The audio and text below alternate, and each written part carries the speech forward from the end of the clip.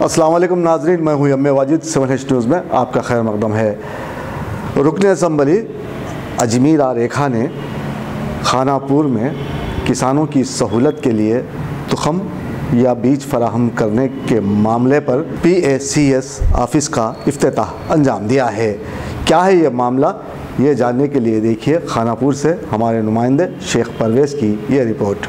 खानापुर से मिली इत्तला के मुताबिक रुकन असम्बली अजमीर रेखा नायक इन दिनों अवामी फलाह और बहबूद में मसरूफ़ अमल हैं। इसी के पेश नज़र उन्होंने किसानों की सहूलत के लिए PACS यानी प्राइमरी एग्रीकल्चर कोऑपरेटिव सोसाइटी के दफ्तर का इफ्तिताह अंजाम दिया, जहां तुखम के अलावा दाल वगैरह की ख़रीदारी का एहतमाम किया गया है, जिसकी वजह से ब्लैक मार्केटिंग और सरमायादारों की जानिब से किसानों पर हो रहे मजालिम को रोकने में मदद मिलेगी।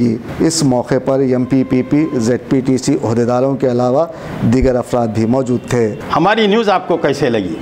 ज़रूर पसंद आई होगी, तो फिर देर किस बात की? लाइक कीजिए, शेयर कीजिए, सब्सक्राइब कीजिए।